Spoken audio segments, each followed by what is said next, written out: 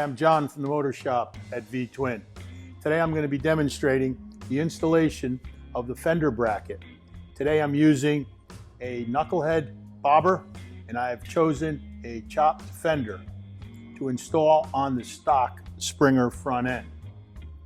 To start with, I like to mount the bracket. Now this bracket will work with a multitude of fenders and they're all available in our catalog. I kind of like this chopped fender for this particular application. I'm going to tighten up these two bolts. Hand tight's good for now. And I'm going to take my fender. Now, there's many ways to install a fender like this, probably as many ways as there are spokes on a wheel. The particular method I like the best is to take the fender and slide it along the bracket until I've just broken about the 9 o'clock position here. I know a lot of guys like to keep it up high. I prefer it myself to keep it a little lower to avoid the rain spray coming off the back wheel. You don't want to get it too low or she could catch, but you want to be right around 9 o'clock. When I like the place where it's at, I take my marker and I mark it fore and aft.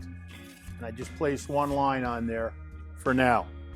I take the fender away, take my bracket off. It was stronger than I thought. Take my bracket off.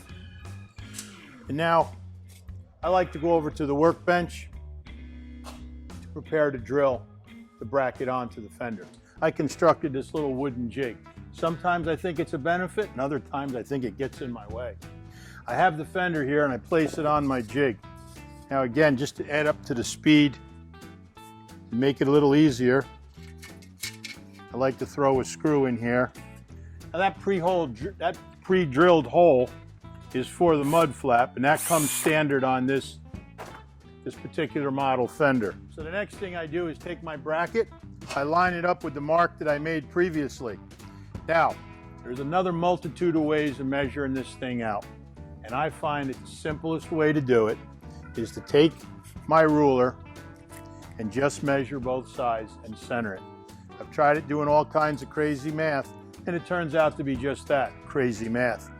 On this particular one, through trial and error, I found out that 3/4 of an inch it gives me a perfect center. Taking my vice grips, I clamp her in place. Okay, the next thing I have to worry about is the alignment perpendicular to the fender. So I just kind of tweak that in.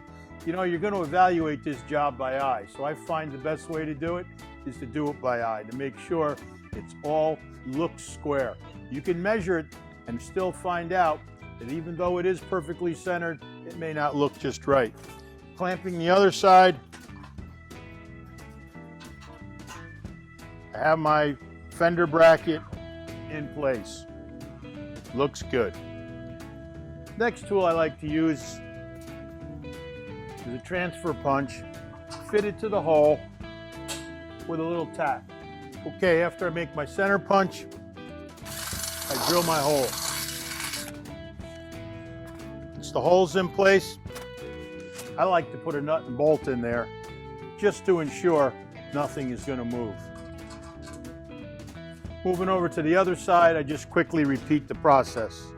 Be real sure you don't use too long a bolt and puncture your tire. Not a happy thought. Okay, with the fender bracket mounted to the fender, I'm ready to go back to the bike. As you can see, we're back from the workbench and I've mounted the bracket onto the fender. Very easy. I slip it onto the frame, throw on my 2 nuts,